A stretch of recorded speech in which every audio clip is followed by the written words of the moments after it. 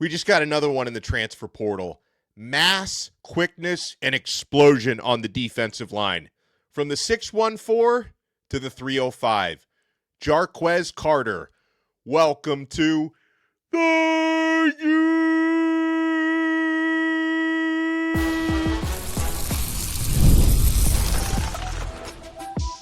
You are Locked On Canes, your daily podcast on the Miami Hurricanes, part of the Locked On Podcast Network, your team every day. So in Miami's second college football playoff game, they faced and beat Ohio State. One of the players who was with the Buckeyes in that game was big defensive lineman, true freshman this season, Jarquez Carter. You probably remember that name. Miami recruited Carter out of high school in the previous cycle.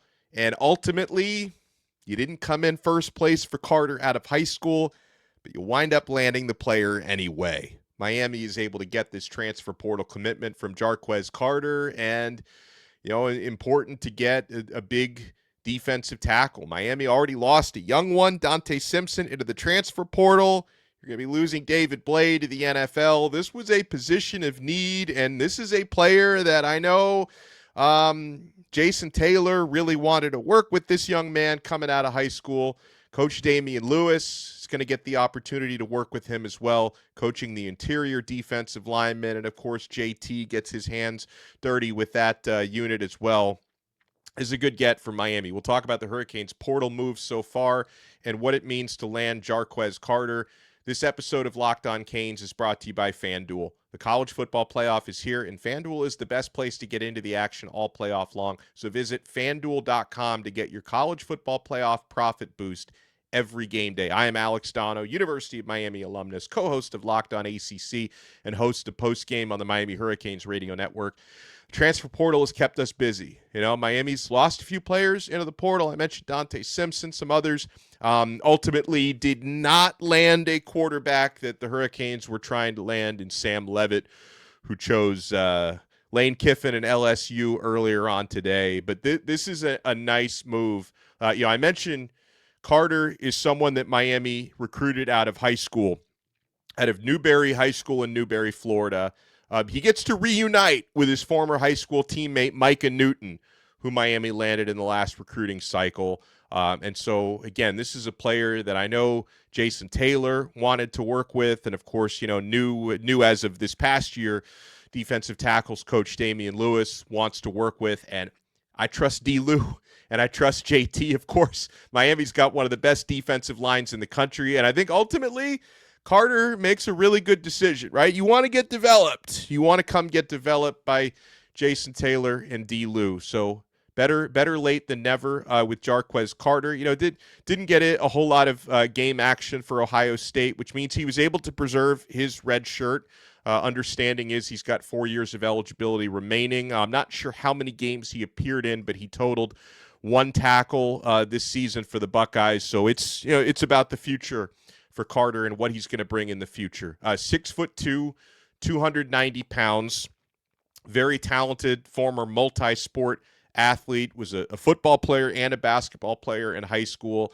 And something Miami staff likes about Carter is he's got very good quickness for his size. He also has the strength at the point of attack, which you want from defensive tackles to go along with that. And with that speed of his, he's willing to chase the football violently and chase it laterally. You're going to see this guy hopefully making tackles from multiple different angles and chasing down the football here. This is a notable decision, right? This was a player that was obviously recruited heavily by the likes of Ohio State and Miami out of high school, chose to play for the Buckeyes.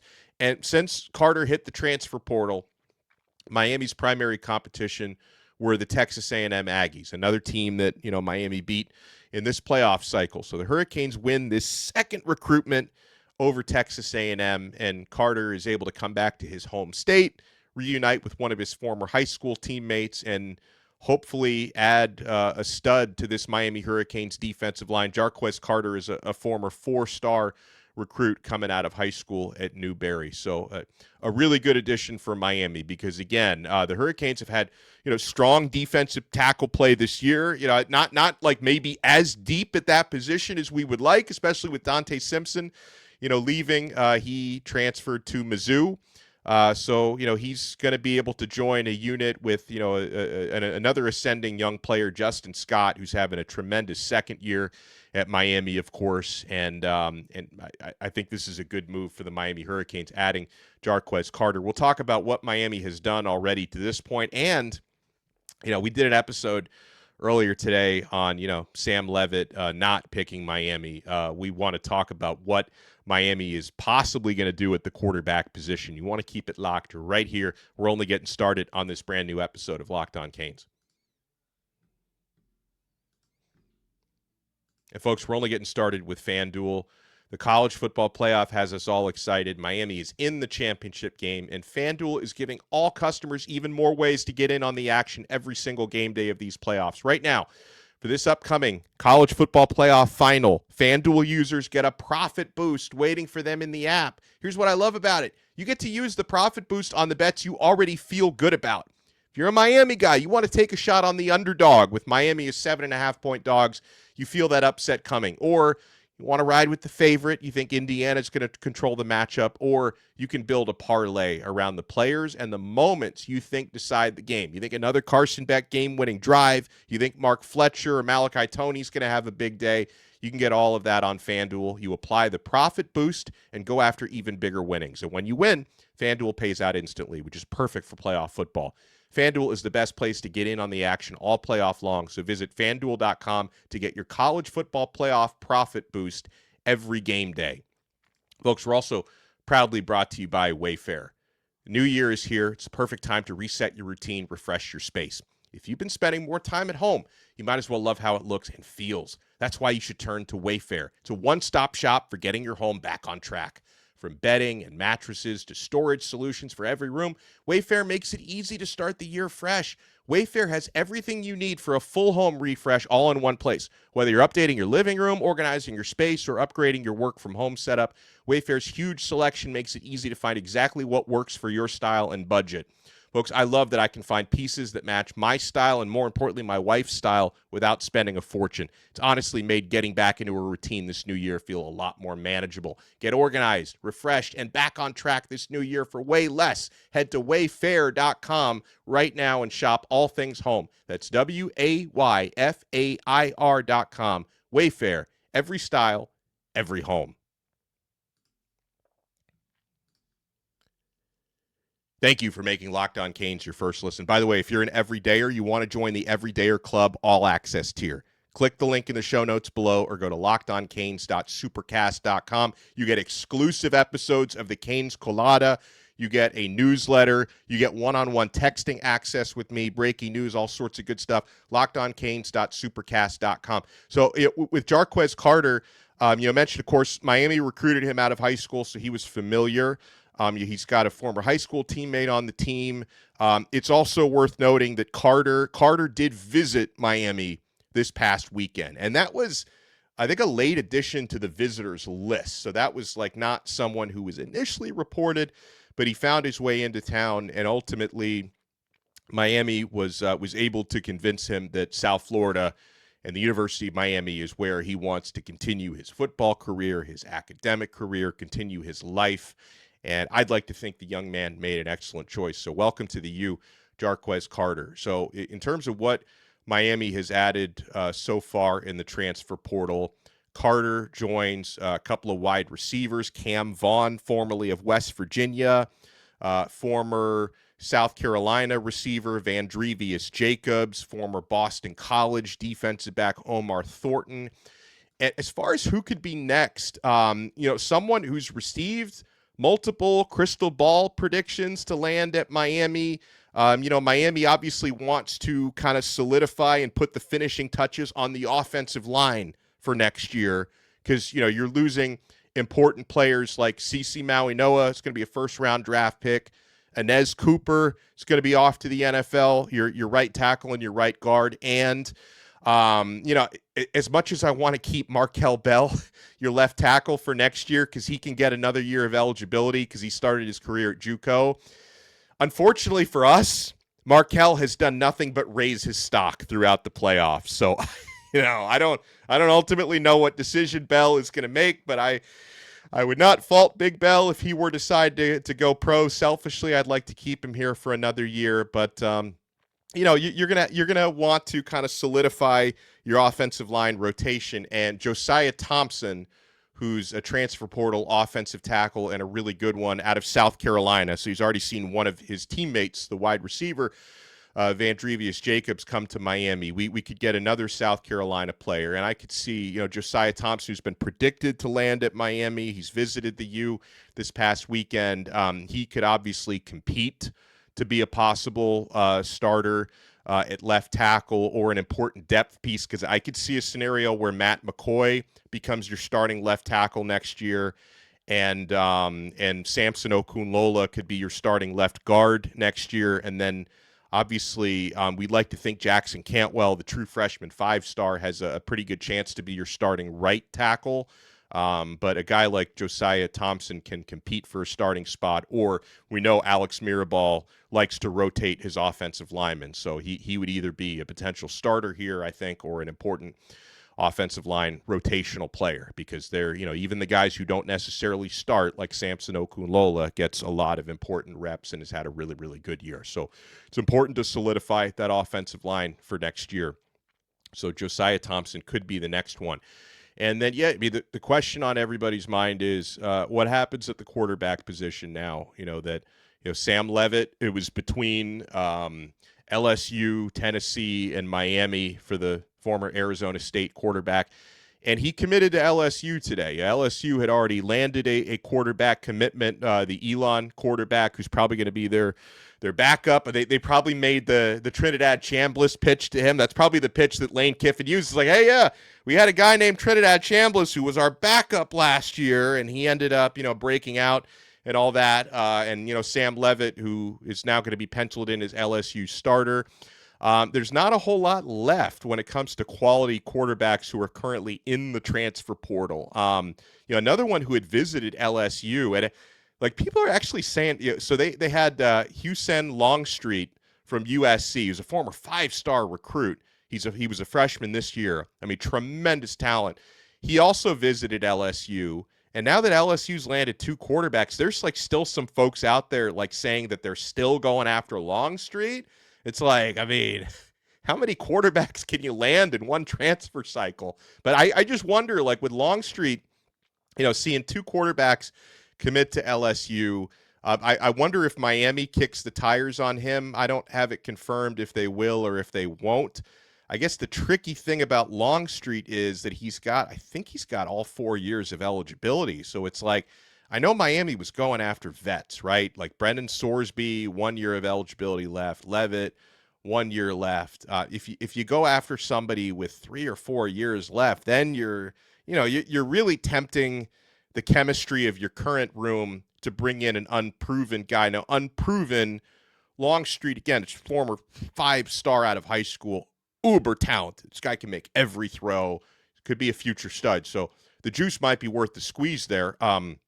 Probably the best remaining veteran quarterback is Bo Pribula, former Mizzou starting quarterback, was a Penn State backup before that. He's still out there. Now Dylan Raiola committed today verbally to Oregon. I guess he hasn't technically signed yet, so I don't know if Miami's going to try to get in. They didn't seem all that interested in Raiola before.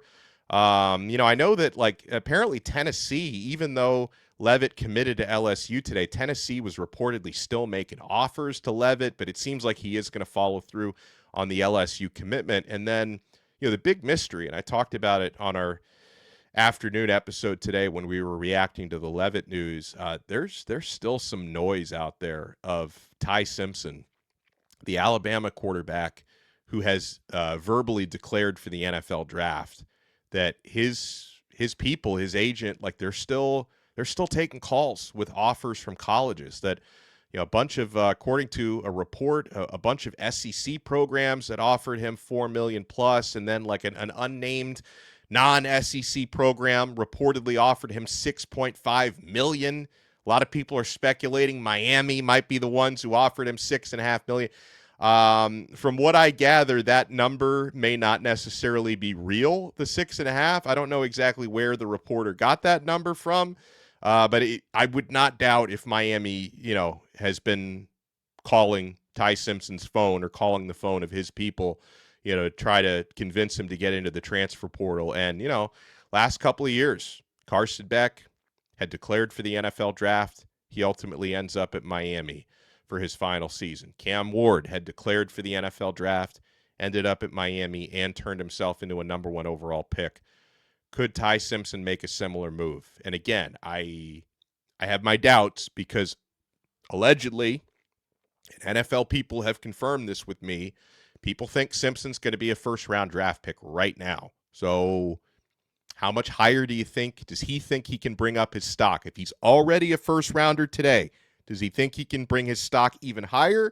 Playing one more year in college, if he does choose Miami, you're going to be protected by your offensive line. You're going to have weapons to throw to, Malachi Toney, anyone, and you're going to have, Mark Fletcher, Marty Brown, and Gerard Pringle toting the rock. So, he could do really well at Miami, but does he feel that it's worth it to play one more year in college? But then, like, the financial part of it, he'd make more at Miami than he would as an NFL rookie. Probably double, right? If you make $2 or $3 million your rookie season in the NFL, you make $5 million, maybe upwards of $6.5 million. So, like, it could be a good financial decision for him, but there are advantages to starting your NFL clock a year early and working for that second contract and kind of starting. But, again, Ty Simpson, like at the college level, he's got some experience, but only 1 year as a full-time starter. So does he think he could benefit from seasoning in one more year in college? I wonder about that. But again, like there are teams still offering him, and I'm sure Miami is one of those. And, of course, as we talked about this afternoon, you could, because I think Miami, I think their floor is really high, no matter who plays quarterback next year. The defense should be great. Again, good lines of scrimmage. So, does Miami decide, next year, this upcoming season, 2026, is this the one to stick with what you have? You let Emory Williams, Judd Anderson, Luke Nickel, Darion Coleman, do you let them compete for the starting job? Do you do it that way? And, of course, if you do bring somebody in, you're probably going to lose one of those guys, one of the older ones, to the transfer portal, because Luke Nickel, I think, has already redone his NIL deal to stay at Miami, and Darion Coleman is just coming in. He's obviously staying, so you'd probably lose one of the older ones to the transfer portal, but if you don't bring in a transfer, you could have a four-way battle royale for the starting job next year. So no matter what happens, again, the important dates here. January 16th is the final year for players to enter the transfer portal. So that's an important milestone. You can sign players after that, but they have to enter the portal by January 16th. Now, for a quarterback to be involved in spring football at Miami, which is what we all want, the enrollment deadline is January 21st. Classes have already started this week at the U, but you have until January 21st to enroll. So that's the drop dead date for someone to, be eligible to play in spring ball and practice. So those are the important dates. January 16th to get in the portal, January 21st to enroll at Miami. We'll see if Miami gets a new quarterback in by then. We'll talk to y'all next time. Thank you so much for making Locked On Canes your first listen. Smash that like button, subscribe. I love this network. The Locked On Podcast Network is now the #1 sports podcast network. Your team every day.